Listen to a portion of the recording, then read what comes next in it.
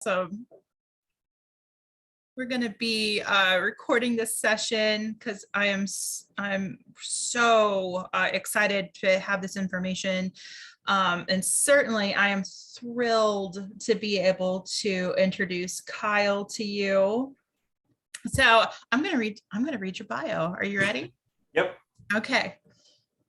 Everyone, this is Kyle, who is a trained data science and data management professional specializing in clinical research, neuroimaging, and evaluation of behavioral health programs. With over a decade in behavioral health care and social services, Kyle worked on a number of innovative programs with over including, I'm sorry, let me start over, Kyle. It's a lot of grace today. The CDC sponsored study Green Dots Across the Bluegrass, YWCA's Domestic Violence Child Welfare Connection Program, Women Helping Women Safe and Equal LGBTQ+ Services Program, and the Behavioral and Developmental Neuropsychiatry Data Integration Program. Kyle's also been involved in several FDA-sponsored investigational drug studies for treatment of anxiety, autism, Fragile X syndrome, and schizophrenia, and has provided consultations for local nonprofits working on prevention projects. For some time, Kyle has been a huge part of the SCFA team, and he is currently the lead data analyst for Following Colors Technologies, a tech company focused on building software and providing data analysis services to organizations working to address social determinants of health. Welcome, Kyle. Hi. Hi, everyone. Thank you, Trace. I'm going to go ahead and share my screen and get started. Oh, it says disabled participant screen sharing.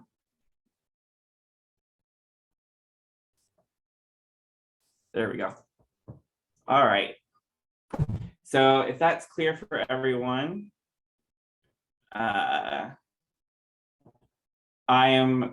first thing I want to say is thank you, Trace, for the introduction. One of the things that I like to bring up when I talk about this is before I actually went into the data analysis and program evaluation side of things, I did work as a victim advocate, specifically focusing mostly on LGBTQ survivors, but I worked in rape crisis centers, domestic violence programs, child protective services. And I think that's important because some of the things that I'm going to talk about are things that, before SCFA, I knew they were kind of open secrets, but I didn't really have the full understanding of what was happening until I got involved with the SCFA and really started looking at this. So first things first, I know that most of you probably at least know a little bit about SCFA, given that you're here for the conference and you probably might be associated with the Facebook group and some of the other stuff that we've done in the past. It was founded in 2014 by Trace, and we formalized it in 2020. The mission is to prevent, mitigate, and treat work-related stress, trauma, and exhaustion conditions, specifically in the anti-violence field. And that includes burnout, secondary trauma, compassion fatigue, and other work-related stress issues. The perspective on self-care that SCFA had in 2014 and really where it is now has changed pretty significantly. One of which is the understanding of this as a biopsychosocial issue, right? We're talking about stress, trauma, and wellness from not just an individual problem or not just from a physiological or psychological standpoint, but also how do social factors contribute to that. And beyond that, how do we take a social ecological approach to self-care and wellness promotion? But I think the most significant piece about self-care for advocates is that it is an organization by advocates for advocates. So we've all been in that position. We've all know what it's like to go to the hospital at 3 a.m. or to answer the crisis line. And so we know the kind of pressure that anti-violence advocates experience on a daily basis and how that can affect people both professionally and personally. So for this presentation, one of the main things that I want you all to walk away with is an understanding of burnout from a clinical perspective. So one of the things that we often hear when you talk to somebody, anybody really, about burnout is there's this kind of generic version of burnout, or this this buzzword that everybody seems to use, but nobody really seems to understand from a clinical perspective. I don't say nobody, but most people that are using the term are not using it from a clinical perspective. And then describe the current state of advocate health and wellness in the anti-violence field. And lastly, articulate the complex relationship between income and agency support and how that affects health and wellness, and what you can start doing in your organization or in your community to be in addressing these problems. So, burnout. Unless you have been living under a rock, which given the past 2 years, I would not blame you if you have, but you probably have heard quite a bit about the crisis of burnout that's affecting pretty much every industry, but it's affected healthcare in particular, and that's gotten a lot of attention. 67% of healthcare workers are struggling with burnout. And it's not surprising. You don't need to look very far to start asking questions as to why. But one of the things that, again, I want to bring up is, what does that actually mean? When we say 67% of healthcare workers or people in the healthcare field are struggling with burnout, you know, what does that mean? Does it just mean that you're tired? Does it just mean that you're fed up with work? Well, no. The clinical definition, and actually the definition that's used by the World Health Organization as of 2019, is that burnout is an occupational stress syndrome that's characterized by chronic workplace stress and feelings of physical and emotional exhaustion, cynicism, depersonalization, and professional efficacy. And it's these three characteristics that are really the most important when we're talking about it from a clinical perspective, because we're not just talking about being tired. We're not just talking about, you know, feeling dissatisfied with your work. We're talking about actually things that mirror major depression. And there's some debate as to whether or not burnout actually is a form of depression. That's probably beyond the scope of our conversation, but it is an interesting conversation to have, especially when you start looking at the neuroimaging data. But what I want to submit to you is that burnout is actually an immune response to chronic work-related stress. And we can see this physiologically play out in the body.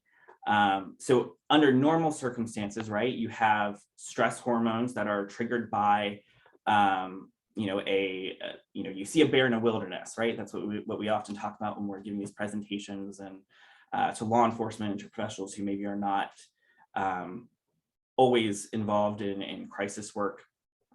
But one of the things that we know about that flood of stress hormones that you get when you're under a stressful situation is that it triggers an immune response. And without going too deep into the neuroscience of it, you have norepinephrine, which is released when you are experiencing a stressful event. And that releases these chemicals called pro-inflammatory cytokines. So these are the chemicals that cause inflammation in your body whenever you're sick or whenever you're injured. And the cortisol that is produced by your body is actually one of its main functions is to suppress this activity, to reduce that inflammation so that it's not becoming destructive to your body. But when you're under chronic stress or when you experience some kind of traumatic stress, this whole process gets thrown out of whack, right? We call it the dysregulation of your HPA axis. And what ends up happening is that over time, your body starts producing less and less cortisol. So it's having less efficiency in your body to suppress this inflammation response. And so you have this systemic inflammation, and then you have this neuroinflammation, which is causing all the kinds of behavioral and emotional and cognitive issues that we start seeing with things like burnout. So the kind of new and exciting area of research right now is looking at burnout as a neuroinflammation condition, where it's actually a form of treatment-resistant depression. This inflammation that's being caused by all these cytokines in your body is disrupting the ways in which your neurons are signaling in your brain. But burnout is not the only health consequence of work-related stress. In fact, when we start looking at the data, what we see is that chronic work-related stress, and particularly when people are diagnosed with burnout, is associated with almost all forms of mortality and all forms of morbidity. And in particular, we see a lot of cardiovascular disease. We see a lot of gastrointestinal disorders. We see, even to some extent, there's some research to indicate that people who experience burnout might be at an increased risk for developing Alzheimer's later in life. So there's quite a bit of reason to start thinking about burnout, not just as an individual problem, and not even just as a occupational or workplace problem, but as a full-blown public health problem that goes beyond just the efficiency and the ability of our workplaces to address whatever the business mission is, but actually it's affecting the health and well-being of communities outside of work. And I think key concept here is what we call spillover effects. So spillover effects are what happens when the stressors of one environment begin affecting your health and behavior in another setting.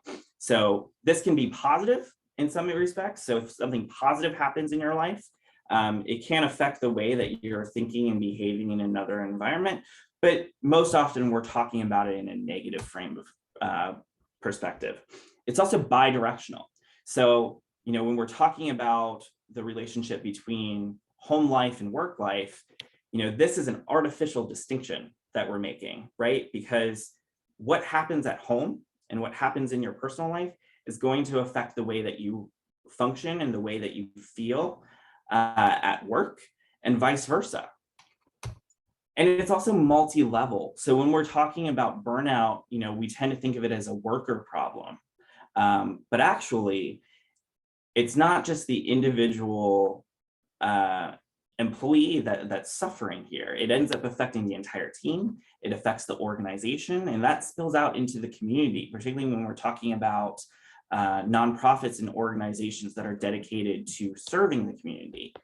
If your workers are not well, your organization is not well, and your organization isn't going to be able to, your community is not going to be well. And so this gets back to this idea of taking care of the health and well-being of your employees directly impacts the health and well-being of your clients. So it's an ethical issue, not just for the individual advocate or counselor or social worker to be taking care of their health, but it's actually an ethical responsibility of the organizations they work for to be taking care of their employees. From a financial perspective, one of the things that we know is 1 in 3 of the donations that nonprofits end up receiving end up being used to cover staff transitions. And this is everything from finding new staff, the time period when other staff have to fill a role because there is a gap in your team. It covers time to onboarding, training, time away that other staff could be spent focusing on their work. All of it adds up, and all of it means that 33% of the money that you receive is actually not being used towards your mission or to advance your organization.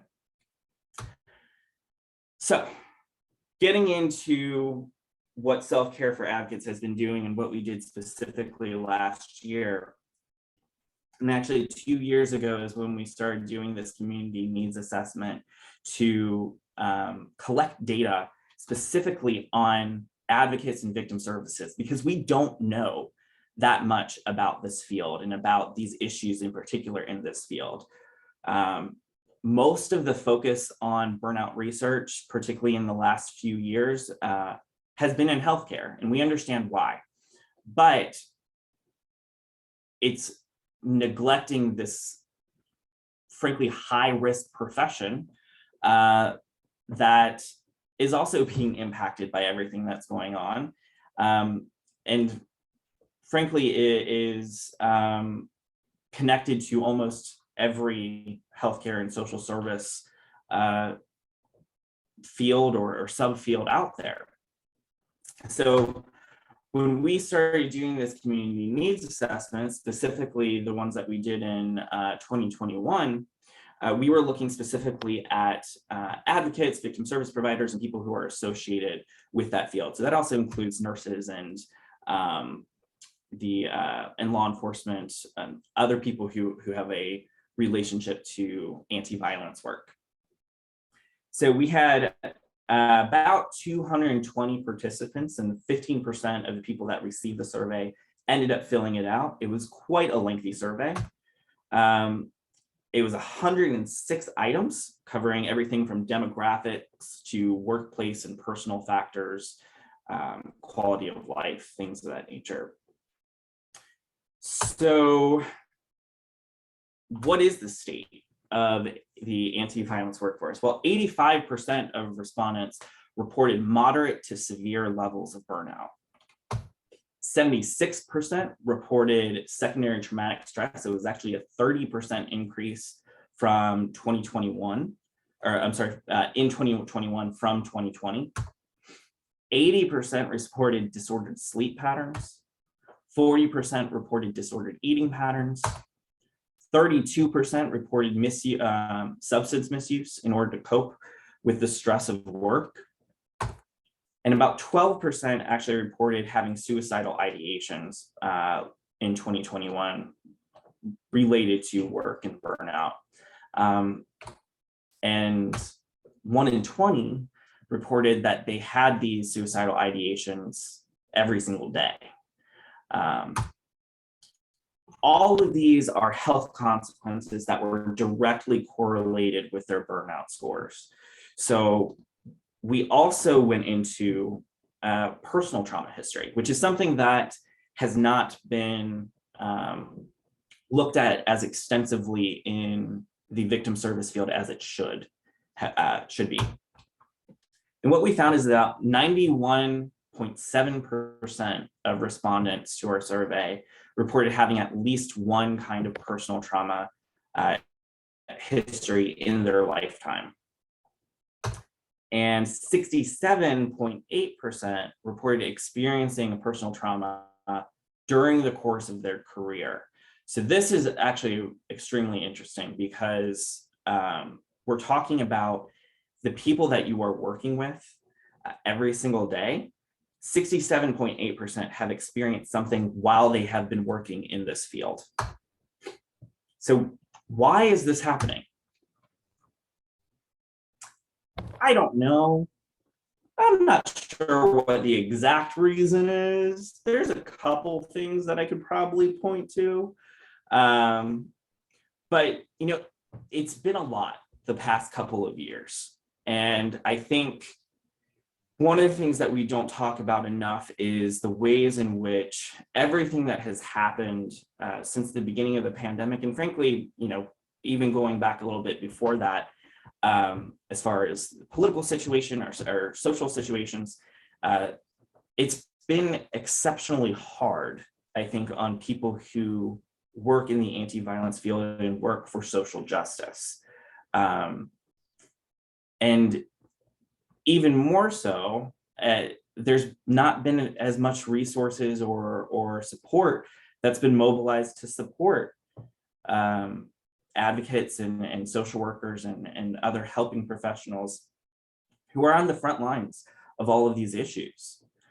But the core reason why we are seeing numbers like this is because the anti-violence field has been grossly under-resourced for decades.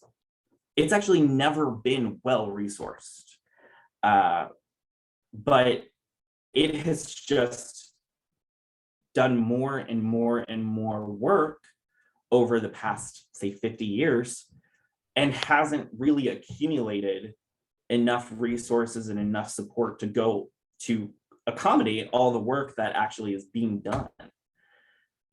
So this goes into a model that we often reference called the conservation of resources model. And when you think about it from this model and with everything that we understand, a massive burnout epidemic right now is completely expected. Because what's actually happening is that we are consistently depleting our resources faster than we are able to build them up. And so we entered this thing that's called a loss spiral, where we just continue to go down this path of investing more and more resources and receiving less and less impact or less and less feedback and support. And the way that organizations and advocates have had to compensate for this, what we call a loss spiral or chronic resource loss, has been by investing their own personal resources. So I would submit this question to you of, can you think of a time, and I'm sure you can, when you have ever volunteered your time in addition to your work that you're doing every single day? Or have you ever used your own money to cover some kind of missing resource that was in your organization so that you could effectively do your job and serve your clients? I know you have, because I have. I've done it. At one point, I was working in a shelter with homeless and runaway youth. Whoever had was supposed to do the shopping that weekend hadn't done it. So I had to go and buy a bunch of food for these kids because they weren't going to have it that morning unless I did it. This is a reality that lots and lots of advocates experience. And we're compensating with our own personal resources to make up for, frankly, poor management decisions at the policy level, and sometimes even at the organizational level. So that the end result of this loss spiral is burnout. It's trauma. It's your body responding to this chronic stress. It's responding to this sense of hopelessness where you're continuing to invest more and more and more and receiving less and less and less by shutting down. That's what's happening. Your body is shutting down. Your brain is shutting down. It's saying, we can't keep doing this. So how does this relate to income and to the agency supports that are available to advocates, and how does that end up affecting burnout? Well, so based off of the advocates mostly make and this includes both people in leadership positions and people in the frontline positions. On average, it's about 30 to 40,000 is where we see most people receiving most people's income who responded to our survey. But interestingly, we had about the average number of years of experience was in about the 10-year range, but the average length of time at somebody's current job was only about 2 years, which would lead us to believe that the average length of time that any advocate actually spends at a particular job is about 2 to 3 years. Now, Now, I want you to sit with that for just a second and think about how does that affect your organization's ability to create change in your communities. You know, just think about, for example, how long does it take to implement a violence prevention program in a high school? If you're doing it right, it's going to take you 2 to 3 years. So think about if you're burning out staff every 2 years, you're restarting your work every 2 years. You're never actually getting to reap the benefits of all the work that you're doing, because the people who are leading that charge are leaving before you can, after they've put in all of the hard work. So when we looked at income specifically as it relates to burnout, we found this very complex relationship. And this is consistent with other research that's been done on the matter in other fields. You would think that there would be a linear relationship, right? Like the more money you have, the less burnout you're going to experience. But that's actually not how it works. What we do see is that there is a lower bound of about $31,797.10, in which, I'm going to point right here, this line right here, and you can see actually the data looks a little bit before that. There's a clear line of, difference. But before that, what we can say with a lot of confidence is, or at least a moderate amount of confidence, is that the less money that you are making, the more severe or the more likely you are to experience burnout. And then at the higher end, there's this other line here that after that, increases in income becomes protective. But there's this whole middle range here between this 31,000 and this 54,000, where the amount of income is not enough to actually change health outcomes either way. So I want to explain this a little bit. So the way that we got this information and this data is we used what's called a machine learning algorithm. We did some fancy calculus, and we got these numbers. But what this essentially means here is that lower bound indicates a true poverty line for advocates. So if you are paying advocates less than $32,000 a year, you are essentially increasing their risk of burnout, right? You are, it is an inevitability, no matter what you're doing in your organization to try to prevent burnout. If you are paying advocates less than $32,000, they're going to burn out within that two-year range. You can just expect that as an average. And it makes sense because having less money increases personal stress. It affects your self-esteem, your self-concept. It limits your access to healthcare, which is another metric that we looked at, and I will talk more about in a bit. And as I said, it undermines any rewards or other benefits that you're getting. If you are in a supervisor position or a director position, I empathize with you. I know that a lot of it is out of your control, and I know that a lot of it is you want to pay your staff more, but maybe you don't have enough board support, you don't have enough financial support to make that a reality.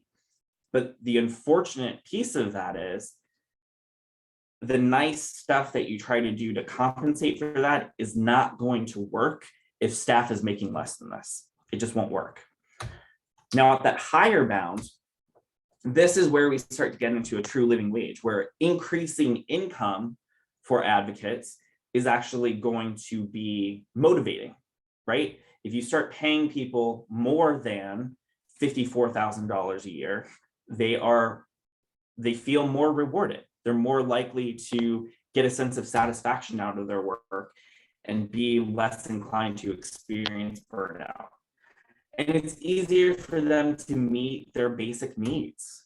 But the question is really what's happening in the middle here? And when you start to include other variables besides income, specifically looking at agency factors, individual factors, we were able to produce a model that could explain 71% of the variation that we saw in our data set. So of that 71%, 59.97% was related directly to agency factors. So how the organization made decisions in support of their staff actually affected the outcomes of burnout most significantly. And so individual self-care, what we can understand from this, individual self-care only works in the context of organizational care. Organizations have to be putting in the work to support their staff in order for there to be any meaningful effect of individual self-care. So we can't shout self-care at our employees when they're struggling and expect it to be a tremendous change and that it's going to affect anything. We have to be putting in the work at higher levels. And when we look at the top 10 factors that were explaining variation in burnout, what you can see here is, again, most of them are organizational factors. It's, do you have enough resources? Do you have a sense of control and empowerment in your work? Does your culture support self-care? And this doesn't just mean, saying we support self-care. It means actually modeling that behavior in leadership, actually creating space for people to take time off, for people to, do whatever it is that they need to do in order to take care of themselves. Now, this is probably one of the more surprising pieces of the study that we did. And I want you to kind of sit with this number for a second. So I had mentioned this was the lower bound cutoff, and that less than this, we saw an inevitability of burnout. But I want to remind you again that one of the things that we looked at was personal trauma history, and specifically trauma history during the context of your career. And so what we found is that advocates who made less than $32,000 a year were nearly twice as likely to report having experienced intimate partner violence or sexual assault during the course of their career. So we know that it's an open secret, right, in the anti-violence field that lots of advocates are survivors. And actually, you might have even had a coworker or colleague, or maybe even you yourself had experienced intimate partner violence or sexual assault while working as a domestic violence or sexual assault advocate.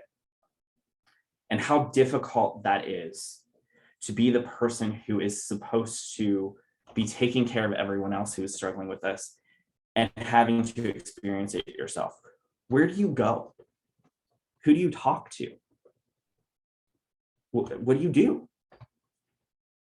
And this knowledge that actually 32,000, if you're making less than 32,000, you're twice as likely to having been in that situation.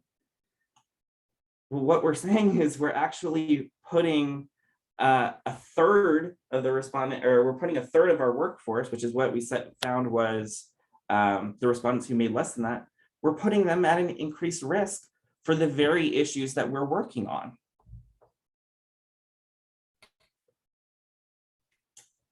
Now, going a little bit more in depth into this, below this threshold, there was an increased risk for all forms of trauma, but as I said, you were almost twice as likely to report these other issues of intimate partner violence. But another piece of that was that advocates who made less than this were far less likely to also seek any kind of help. And this is related to the services that they provide. So at 5% actually utilized any kind of services, and only 20% saw a therapist. So I'm going to take a moment to look at the chat and to look at the QA, because sorry, I want to make sure that I'm answering these questions real quick.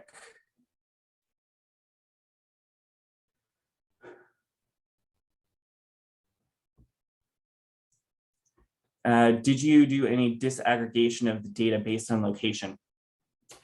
We did look at the breakdown of burnout and secondary trauma by location. I don't think we looked at it in terms of trauma, but what we did see is that burnout specifically was there wasn't really a whole lot of rhyme or reason to which states seem to have the most burnout or the least. I can tell you that, gosh, I want to say that probably the majority were in the Southeast and Midwest, but that also is probably representative of the number of people who actually responded. We had an overrepresentation of people in those regions who responded to. Oh, I'm sorry. Looking at different costs of living and how burnout and salary may. Yeah, we did not disaggregate that based off of that. This was based off of an overall average. I did write a function that would potentially allow us to do this, but I didn't look into that data. So this was based off of kind of national averages. So good question though.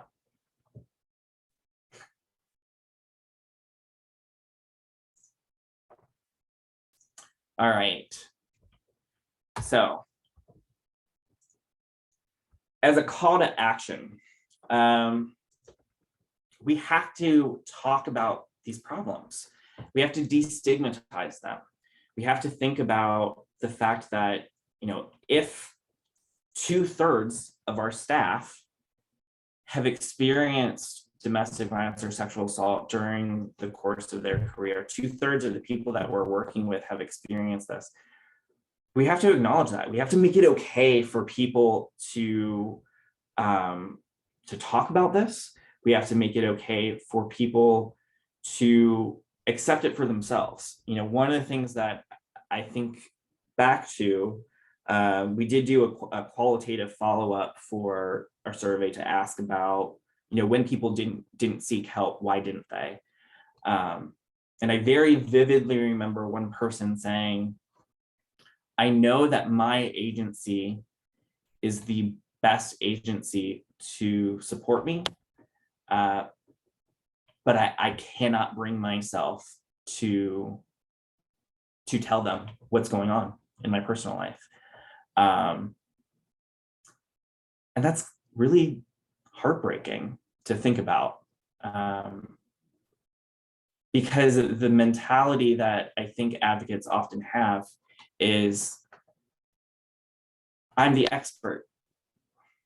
I should know, you know, I should know better. I should be okay. And we would never tell that to a client. We would never tell that to a survivor. We would never say that however much information or knowledge you have, that should immunize you to these issues. The other thing that, you know, we often say within our field is you have to be in a good place to do this work, right? You know, there's this understanding that people come in with their own personal trauma, but there's also this understanding of you need to have worked through all of that trauma before you start doing this work. That's unrealistic. It's completely unrealistic, because for one, we would never tell a survivor or a trauma survivor that there's a definite point at which your trauma goes away, at which you've worked through everything, at which you're not going to be triggered, at which you're not going to have symptoms. That's not how trauma works. We know that, but we hold our advocates up to a higher standard that doesn't exist in science. And to take on top of that, the fact that we are asking people to, be okay with their own experience and then confront it every single day in other people who have gone through similar things and expect them to be okay and to not be rattled by that is absolutely insane. That's not how that works. We cannot put that pressure on people, and it's creating a stigma for anybody who is experiencing secondary trauma or is experiencing burnout to talk about that. And then to go back to this idea of 67% of our staff is experiencing this actively, experience it while they're working. How do you communicate that when this is your messaging? How do you say, I'm experiencing this now, I can't be doing this work because I have this problem that's going on in my personal life? That's unfair. We're asking people to choose between acknowledging and getting help for what they have going on and their livelihood, which again is not very much. We're not paying advocates enough. So it's this double speak that, the very things that we would never do to our clients, we routinely do to ourselves and to each other. And then this is something that I really want you all to sit with. Victim advocates are an underserved population. We talk about underserved populations all the time, right? But actually this field is underserved because we have an overrepresentation of survivors who are not receiving help. They're not receiving services. And we're not doing anything, at least at a grand scale, to address that. Now, self-care for advocates is focusing on that, and it's a slow and steady pace to try to get there. But it's important for us to start using this language and to start thinking about the fact that our own population, our own coworkers are an underserved population.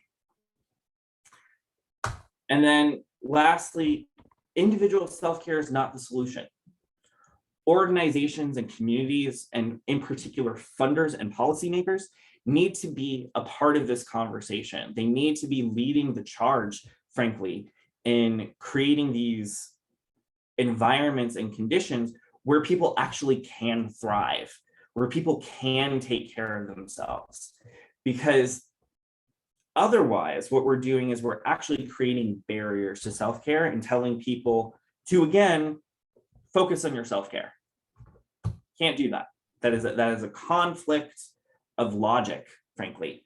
I can't tell you, okay, I can't in good conscience be like, oh, well, I understand that you're investing too much of your personal resources in, and you're doing that to compensate for the lack of resources that are in our organization or in our community, and you're burning out because of that. So now I need you to go invest your personal resources in an effort to take care of yourself, because I'm not going to do it.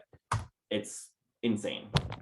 And so the Scfa model that we talk about is this model that I'm pointing to right here. It's this idea of thinking about self-care in the social ecological framework and thinking about it as a process, right? Where we're monitoring the health and well-being of our community, our organizations, and ourselves as individuals.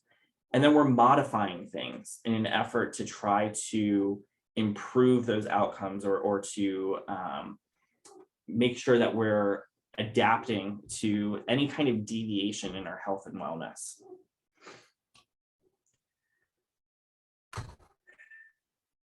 And then going back to this idea of income, we have to pay living wages.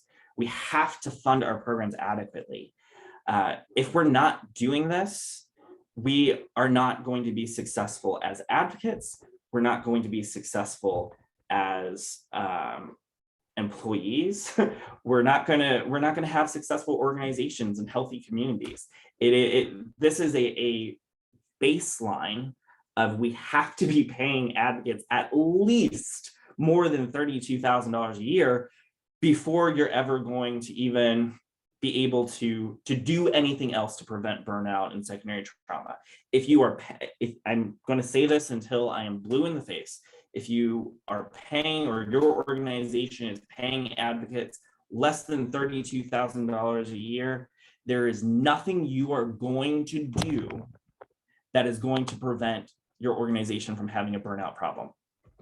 It is statistically unlikely that anything that you're doing, and if you are one of those outlier cases, then that's incredible, and we need to be, well, and somebody just put, I make 33,000 in San Diego. This is another good point. This 32,000 is based off of a national sample, where we're talking about the living wage really being like 50,000. In certain places, depending on where you are, it's going to be a lot more. That 32,000 is not going to be even remotely enough to compensate for that. So this gets back to that question earlier about disaggregating based off of the region or the state, and that's an important thing to do. I'm just saying, as a bare minimum, 32,000 is the national minimum that you need to be doing. I also want to bring up the fact that in our analysis, 1 in 5 advocates did not have any kind of health insurance. None. So how are you going to be accessing any kind of healthcare if your organization doesn't provide it? And of the people who did report having some kind of health insurance, we also see of the people who did report having any kind of health insurance, they were still underinsured because it didn't cover mental health services, or they had trouble accessing mental health services with their current insurance. So we have to pay living wages. We have to be providing affordable health insurance and critical employee benefits. And we need to be getting leaders involved here. It's not just the individual worker. It's not just the ground floor. And we also have to acknowledge that leaders are burning out too. Leaders are dealing with secondary trauma. The difference between people who are in leadership positions and people who were on the front lines in terms of burnout and secondary trauma was actually negligible, which is really interesting, because even if you were not working directly with survivors as part of your job, that secondary trauma filters through organizations. It's almost contagious, because you have staff who are experiencing secondary trauma and they're discussing it. It's playing out, maybe not necessarily them saying I'm really struggling, but at the very least, those trauma symptoms are displaying, and it's spreading through the organization. So we're not just experiencing secondary trauma directly from our clients, we're experiencing it from our own coworkers. And so leaders, regardless of whether or not they're in a direct service role, also are experiencing high levels of secondary trauma. Leaders are also experiencing high levels of intimate partner violence and sexual assault during the course of their career. I need you to think about that for a second. If you are the director of a domestic violence program and you are also experiencing intimate partner violence, how do you ask for help? Who do you ask for help from? So it's important that we acknowledge that leaders play a crucial role, but they also need help, which means we also need to be bringing this to policymakers. We need to be bringing this to coalitions. Board members need to take a more active role in addressing these issues. Funders need to make advocate burnout a major priority. We can't just leave it to, focusing on the program outcomes and minimizing overhead and things like that. And we can have a much longer conversation about overhead. But this is, we actually need to start setting aside funding specifically to address advocate burnout. All right. So self-care for advocates is actually working on a lot of these issues. One of the things that we are planning on doing in the near future is creating a national committee of anti-violence advocates and organizations to continue this important conversation and beginning doing work. As I said before, self-care for advocates is also looking into how at some point we might be able to provide services directly to advocates who might be experiencing intimate partner violence or sexual assault. So there are some, I do want to leave you on a high note that there are some positive things happening, but it is something that is an issue we need to talk more about. We need to, and I hope that you're able to bring this conversation back to your clients and to, or I'm sorry, back to your own organization and to your own coworkers, so that you can start implementing some ideas and having these crucial conversations. All right, so comments and questions. Let's see. What would you say is the sticking point for most orgs? Do they acknowledge the problem but don't want to find ways to make changes, or do some just refuse to accept the issue? Okay, so that's a good question. I think that there are different reasons why different orgs struggle to begin addressing this. I think a big part of it is funding. I do think that there are some people who are leaders who are just completely burnt out themselves and probably shouldn't be in a leadership position anymore because they don't care. They've lost that ability to care. They are in full-blown compassion fatigue, not just for the clients, but for their own staff. I'm also going to say something that's a little bit controversial, but is again an open secret.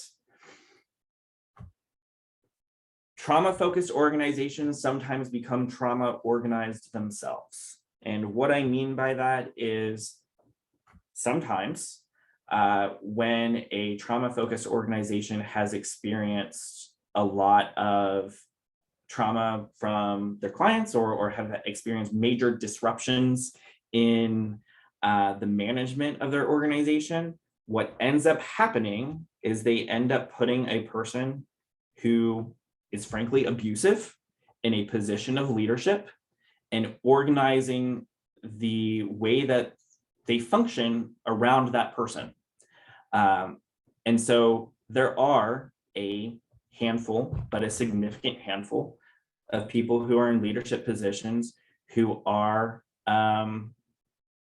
frankly abusive. We have abusers in the domestic violence and sexual assault field, and that needs to be talked about as well.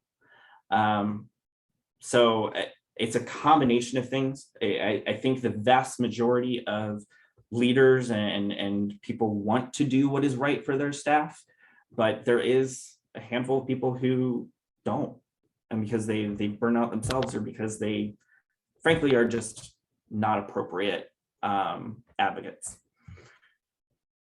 Any other questions or comments? It's kind of difficult for me to follow in the staff or follow in the chat, but Trace, anything? Actually, yes, we had a couple really good things. People are really resonating with a lot of this.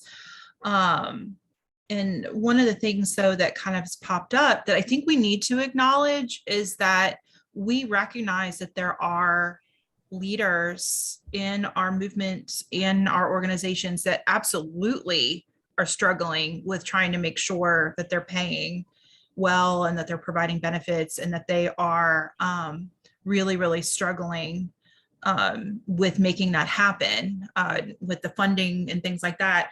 So there is some nuance there, but I think that's where, and I don't know, Kyle, you and I have talked about this a million times, but that's, I think, where, if we're looking at it in the social ecological model prevention, that's, again, to reiterate what you're saying, is where we need to have our coalitions, our state coalitions and our national coalitions really helping be at the forefront of that conversation of looking at, well, if the standard says this, where fair wages and healthcare is a part of the standard to be a member, then, then we have to be looking at encouraging advocacy with funding as well. And it's hard. I recognize VOCA and VAWA, it's a hard moment that we're in. But I think that's where we have to have some alternatives, and also maybe even, and I don't know, Kyle, you and I, again, we've talked about this, but maybe you can speak to it, about the idea that if there isn't financial compensation, then what other things can we do to make life easier or better for advocates while we're working on compensation? Right. And, like I said, like if it's less than 32,000, I don't want to make it sound hopeless. It is like if it's less than 32,000, like there's really not a lot that organizations can do to mitigate burnout and secondary trauma. It's very, very hard to do that. But yeah, certainly there's things beyond income after that point that are significant. I think another important thing, and I know Trace and I have seen this play out a few times, is there's this pattern where, when we talk about these people who tend to be in abusive leadership positions, there's this pattern where oftentimes the way that these people end up in these positions is they're put in these positions to be the rescue, right? The organization was falling apart. There was a major issue that, the previous director was removed or left suddenly, or there was a loss of funding or something. And so the board makes a decision, oh, well, here's a person who really understands business, or here's a person who really understands this. And maybe they're not quite as connected to the domestic violence or sexual assault movement or something. And they end up getting put in this position, and they get all of this credit, right? Because they do have this business sense.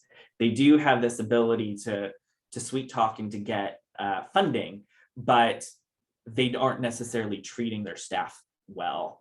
And I think understanding that pattern and talking about that with coalitions, and maybe even creating like board trainings around that, around like, your organization's in crisis and you need to hire a new executive director. How are you actually vetting these people? How are you actually thinking about that? Rather than just, what makes good business sense. That's one thing that comes to mind for me. But somebody wrote. What I'm seeing is Deanna is saying that she works at NC CASA and would love to explore this idea. Has there been a conversation with RSP or NAESV or NNEDV? Deanna, that's a fantastic question. And that's actually the reason why we are organizing the national task force in November. Because we want to have a unified conversation with our national coalitions. We want to be able to speak some truth to this power, and actually even bring them in and have them be a part of this too. They certainly will get an invitation. Would love to have them there. We want this to be a collective action because, like we said, at SCFA, we see it literally every day. We get messages from people saying that they're leaving. We get posts from people saying that they can't do this anymore, that there is abuse in the organization and they don't know what to do, that they're survivors themselves and they're not getting support. There's a lot of things that we are very aware of. But until recently, we only had the anecdotal, and now we're starting to get the much more specific information, and that's helping. We're getting some other messages.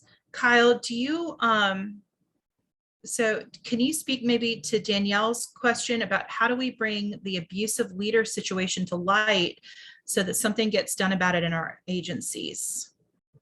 Sure. Here, I'm actually gonna stop my screen share for a second. So how do we bring this to light? Well, that is a great question, and it's not an easy thing to do. It's obviously politically complicated for a lot of reasons.